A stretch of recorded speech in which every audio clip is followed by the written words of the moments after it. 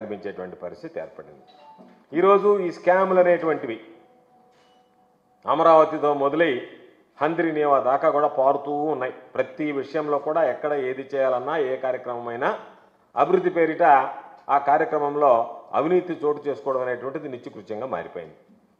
ఈరోజు గతంలో చూస్తే కాంట్రాక్ట్ సంస్థలు ఏదైతే ఉన్నాయో రింగు కాకుండా ప్రజాధనాన్ని వృధా కాకుండా ఈరోజు జగన్మోహన్ రెడ్డి గారు అనేక చర్యలు చేపట్టాడు. వాటన్నిటికీ ఈరోజు దాదాపుగా మంగళం పాడి కాంట్రాక్ట్ సంస్థలు రింగ్ అవుతున్నాయి, ప్రజాధనం వృధా అవుతుంది. దాంతోపాటు ప్రశ్నిస్తానంటూ వచ్చినటువంటి వాళ్ళు కొంతమంది ఈరోజు ప్రశ్నించలేక ఆ అవినీతి పాలకులతోనే అంటగాకేటువంటి పరిస్థితి ఏర్పడింది. ఈరోజు పరిస్థితి అందరి కాడికి దోచుకోవడం, ఆ దోచుకున్నది మొత్తం దాచుకోవడం అనేటువంటి సిద్ధాంతం మీద పనిచేస్తున్నారు తప్ప ప్రజల అభివృద్ధిని గురించి కానీ సంక్షేమాన్ని గురించి కానీ ప్రజల యొక్క ధనాన్ని గురించి ఏ విధంగా మనం బాధ్యతగా వ్యవహరించాలి, కస్టోడియన్స్గా వ్యవహరించాలి అనేటువంటి కనీస విషయాలని ఈరోజు దృష్టిలో పెట్టుకునేటువంటి పరిస్థితులు లేదు. అందుకే చెప్పాం, గత ప్రభుత్వంలో ఉన్నటువంటి అనేక రకాలైనటువంటి క్రైటీరియాలు ఉన్నాయి. ఆ క్రైటీరియాలు ఒక్కొక్కటిగా ఈరోజు మారిపోతున్నాయి.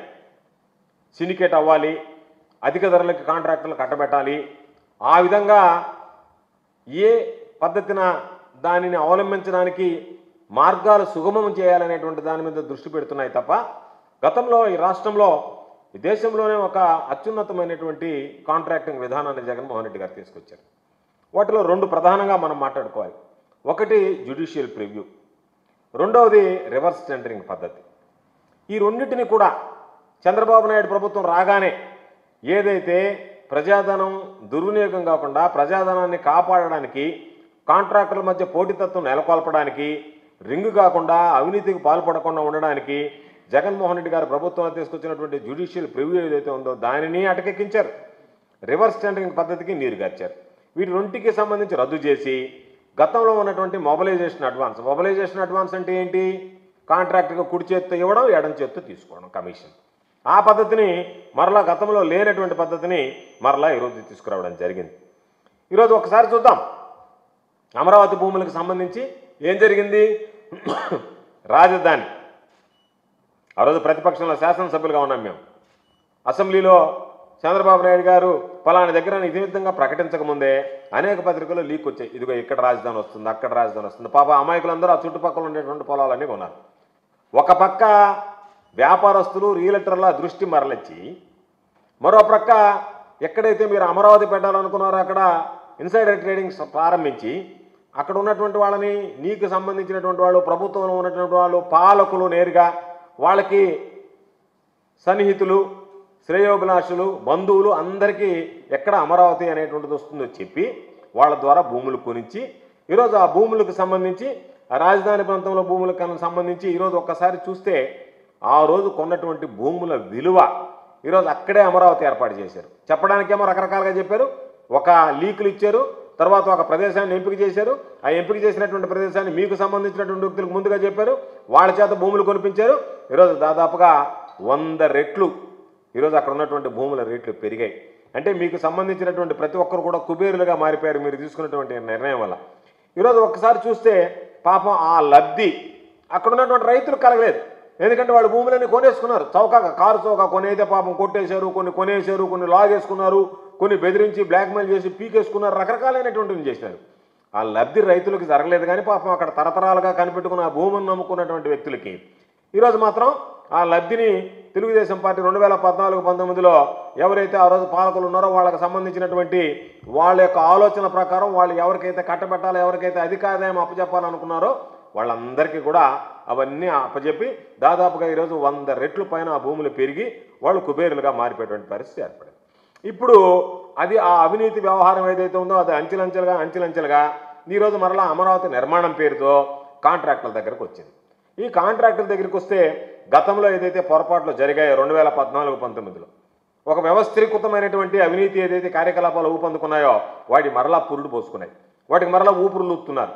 అవి మరలా తీసుకొచ్చారు. తమకు సంబంధించినటువంటి కాంట్రాక్ట్ ఏజెన్సీలన్నీ తీసుకురావడం, వాటిని సిండికేట్ చేయడం, వాళ్ళకి సంబంధించినటువంటి వాళ్ళకి పనులు అప్పచెప్పడం, వాళ్ళకి పనులు ఇవ్వడం, వాళ్ళకింత దాని ద్వారా వచ్చేటువంటి దాంట్లో మాకింత అనేటువంటి దాని ప్రకారం జరుగుతుంది తప్ప ఎక్కడా కూడా ఈరోజు పారదర్శకంగా జరిగేటువంటి పరిస్థితి లేదు. ఎందుకు చెప్తున్నాం? చంద్రబాబు గారి హయాంలో పట్టుసీమ టెండర్లు జరిగాయి. పట్టుసీమ టెండర్లో దాదాపుగా ఆ రోజు 258 కోట్ల రూపాయలు లూటీ చేయడం జరిగింది. అసెంబ్లీలో జగన్మోహన్ రెడ్డి గారు మాట్లాడారు, పదే పదే ప్రస్తావించాం. అదేవిధంగా మేము మాట్లాడమే కాదు, 2017-18లో కాగు కూడా దీన్ని కడిగేస్తూ ఈ జరిగినటువంటి అవినీతిని మొత్తం వివటంకిస్తూ ఒక నివేదిక కూడా ఇవ్వడం జరిగింది. అదేవిధంగా వైకుంఠపురం బ్యారేజ్ పనులు 400 కోట్లు పెంచి దాదాపుగా 13.19% అధిక ధరలకి నిబంధనలకు విరుద్ధంగా ఆ కాంట్రాక్ట్ దారాదత్తం చేసి దాని ద్వారా లబ్ధి పొందడం జరిగింది. అదేవిధంగా పోలవరం హెడ్ వర్క్స్కి సంబంధించి జల విద్యుత్ కేంద్రం పనులుంటే వాటిని నవయుగ కంపెనీకి 4.8% అధిక రేటుకి ఇచ్చి 3,216 కోట్ల రూపాయలు ఆ రోజు వాళ్ళకి అప్పగించడం జరిగింది చంద్రబాబు నాయుడు గారు ముఖ్యమంత్రిగా ఉన్న గత ప్రభుత్వంలో 2014-2019 మధ్య. అందుకని ఇప్పుడు మరలా అదే రీతిలో ఏదైతే గతంలో కాంట్రాక్టర్లను అడ్డుపెట్టి ఖజానాను దోచారో అదేవిధంగా మరొకసారి కాంట్రాక్టర్లను అడ్డుపెట్టి ఖజానా దోచుకునేందుకు సిద్ధమవుతున్నారు. దానివల్లనే ఈ రివర్స్ టెండరింగ్ కానీ జ్యుడిషియల్ ప్రివ్యూ పద్ధతులన్నిటికీ మంగళం పాడారు. ఈరోజు వైఎస్ఆర్ కాంగ్రెస్ పార్టీ ప్రభుత్వంలో సిస్టమ్ ఉన్నది, జ్యుడిషియల్ సిస్టమ్ ఉంది. జ్యుడిషియల్ సిస్టమ్ ఏంటి? ఒక హైకోర్టు న్యాయమూర్తిగా పనిచేసినటువంటి వ్యక్తి ఈ కాంట్రాక్టులన్నింటినీ పరిశీలించేవాడు.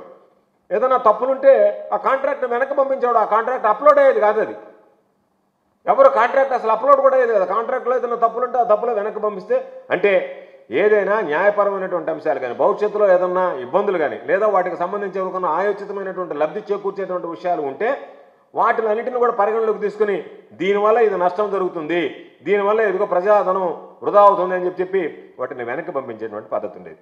వాటన్నిటినీ క్షుణ్ణంగా పరిశీలించి మరలా పంపిస్తే ఆ తప్పులన్నీ సరిదిద్దుకున్న తర్వాత ఈ కాంట్రాక్ట్ ఇచ్చేటువంటి పద్ధతిలో ఎవరికీ నష్టం జరగటం లేదు, దుర్వినియోగం కాదని ధృవీకరించుకున్న తర్వాతనే ఆ న్యాయమూర్తిగా వ్యవహరించినటువంటి వ్యక్తి ఆ జ్యుడిషియరీ సిస్టమ్ ప్రివ్యూకి ఉన్నటువంటి వ్యక్తి దానికి ఇస్తేనే అప్పుడే దానిని కాంట్రాక్ట్లో అప్లోడ్ చేసేటువంటి పరిస్థితి ఉండేది టెండర్ అని.